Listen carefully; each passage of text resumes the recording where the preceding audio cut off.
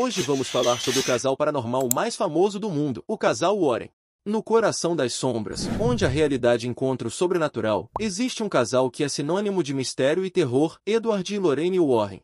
E vamos mergulhar em uma jornada assustadora e fascinante pelas vidas do casal que dedicou suas vidas a investigar o desconhecido. Verdades ocultas.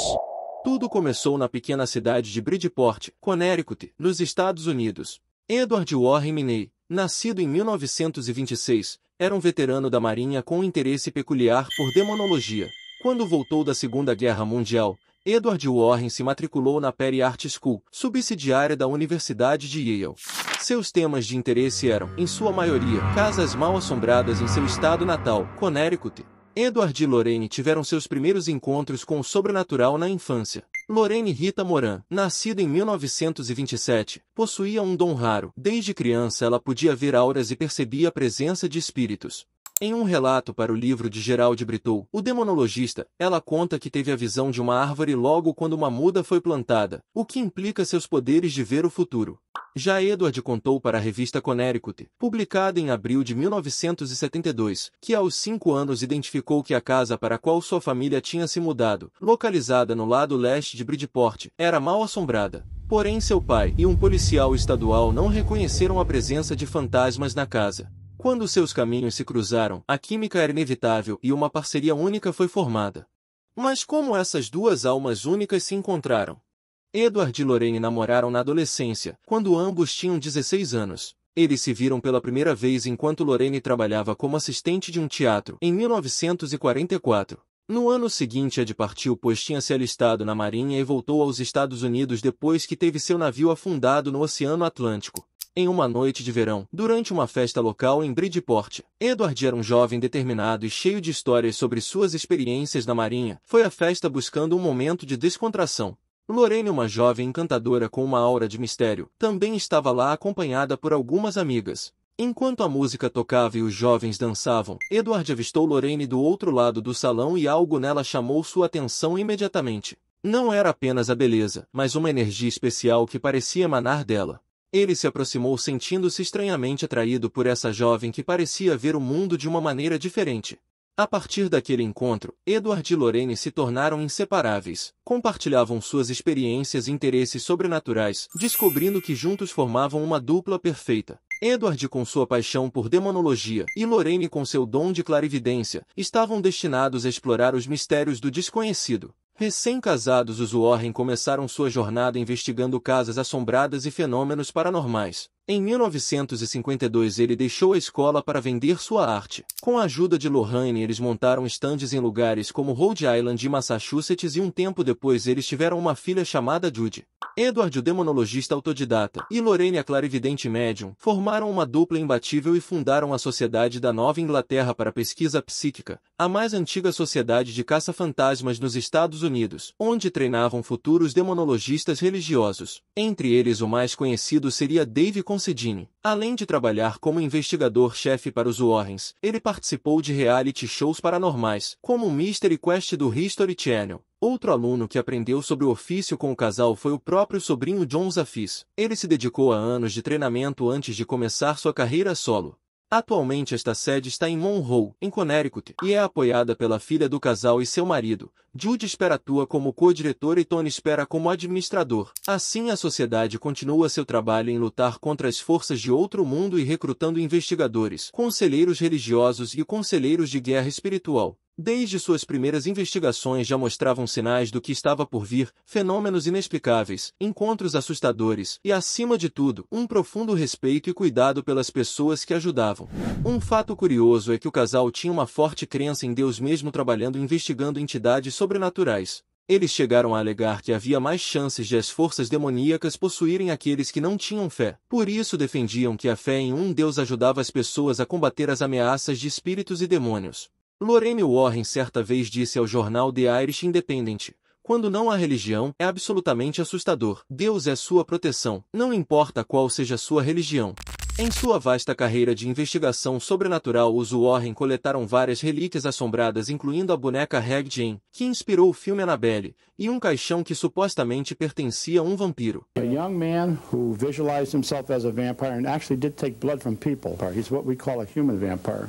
Os itens estão abrigados no Museu Oculto dos Warren, que fica localizado na própria casa deles e é também sede da Sociedade para a Pesquisa Psíquica que fundaram. Okay, here we are in perhaps the most haunted area in the world. That's what I would say. I would say that it is one of the most haunted areas because of the many things here, Tony, that come from all parts of the world. Europe, Asia, America, Canada, Mexico. This is a collection of items on the occult that have been used in diabolical experiences by many different types of people into black magic, wizardry, sorcery, and so forth. A curadoria dos itens conta até hoje com a ajuda de Tony Spera, genro do casal. Before welcome, my name is Tony Spera. Infelizmente, como todas as jornadas, a deles também chegou ao fim. A morte de Edward Warren. Edward Warren foi um investigador incansável e corajoso e teve uma vida repleta de confrontos com o desconhecido. Em 2001, Edward sofreu um derrame que o deixou debilitado. Ele passou os últimos anos de sua vida sob os cuidados de Lorraine e de sua família. Até que em 23 de agosto de 2006, Edward Warren faleceu em sua casa em Monroe, Connecticut, aos 79 anos. Sua morte marcou o fim de uma era para o estudo dos fenômenos paranormais, mas seu legado continuou através do trabalho de Lorraine e do Museu Oculto dos Warrens. A morte de Lorraine Warren.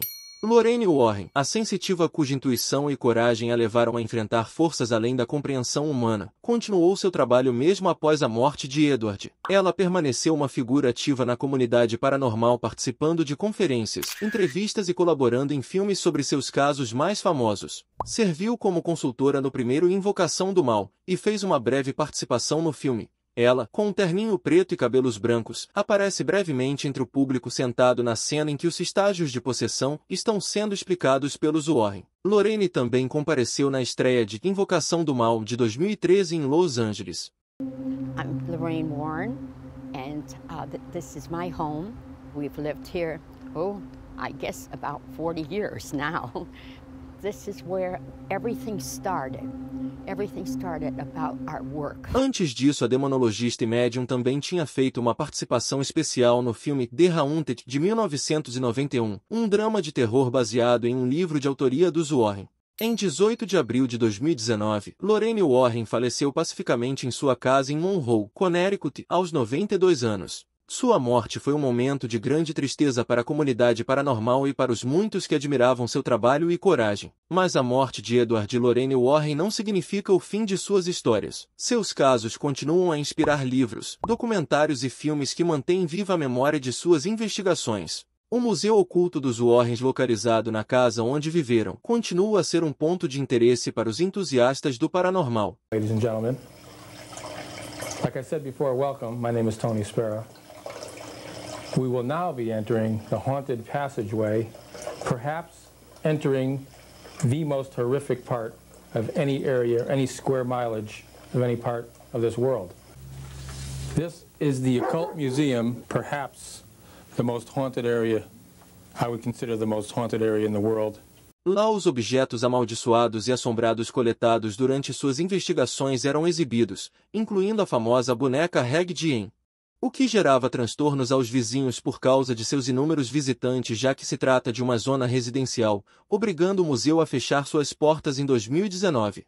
Sabemos que a boneca Hag Jane foi possuída por um espírito maligno e por isso os Warrens a trancaram em uma caixa de vidro especialmente feita para conter a energia negativa que ela emana e com um aviso bem claro: não abra. God does not allow a child spirit to go into a doll.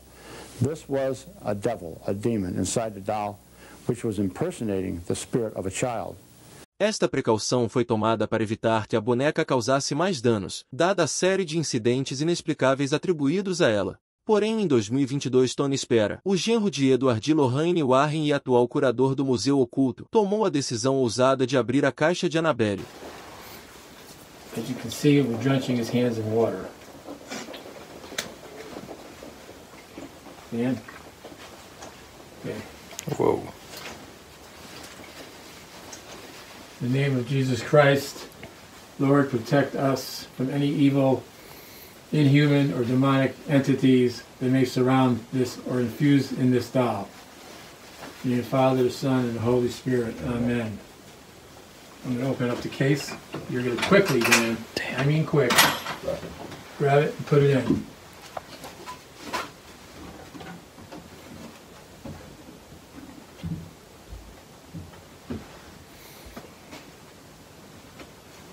And just close it up fast. Close it up quick. That's good, Dan. That's good. That's all right.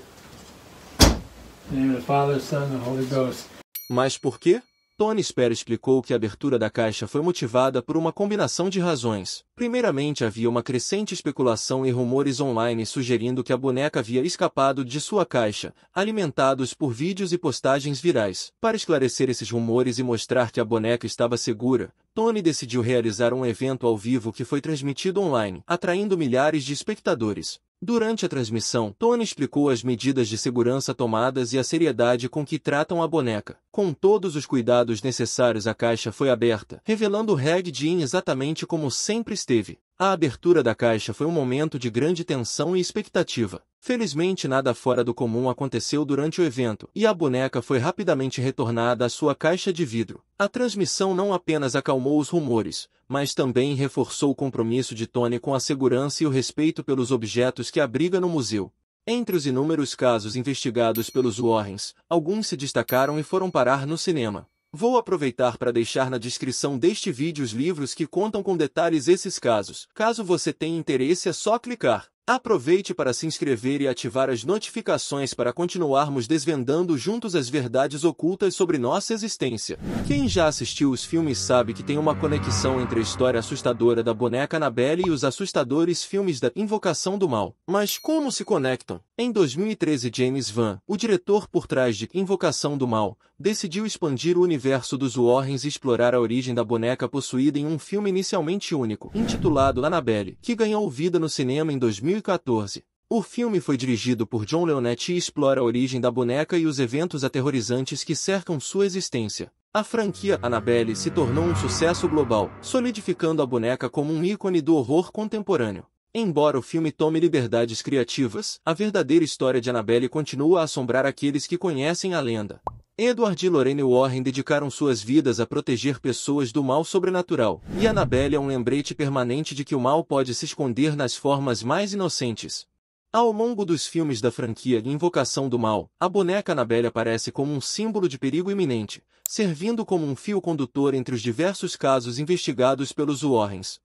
Seja em eventos isolados ou como parte de uma narrativa maior, a presença de Annabelle evoca medo e mistério. A conexão entre a história real da boneca e sua representação nos filmes demonstra como o terror pode se manifestar de maneiras inesperadas. A franquia de Invocação do Mal não apenas celebra os casos reais investigados pelos Warrens, mas também amplifica o impacto emocional dessas experiências no cinema. Outro filme que foi um sucesso de bilheteria, capturando a essência aterrorizante dos eventos e o sucesso do livro de Jay Anson é O Horror de Amityville. Foi dirigido por Stuart Rosenberg em 1979 e se tornou um marco no gênero de filmes de terror, gerando uma série de sequências e adaptações ao longo dos anos, tornando-se um dos casos paranormais mais discutidos e debatidos até hoje. A combinação de eventos reais, investigações paranormais e adaptação cinematográfica criou uma história que continua a fascinar e aterrorizar o público. Embora a veracidade dos eventos tenha sido questionada por céticos e estudiosos, Edward e Lorraine Warren desempenharam um papel crucial na investigação e a história de Amityville permanece como um testemunho do poder do sobrenatural, e nos lembrando que, por mais que tentemos entender o mundo ao nosso redor, sempre haverá mistérios que desafiam a lógica e a razão.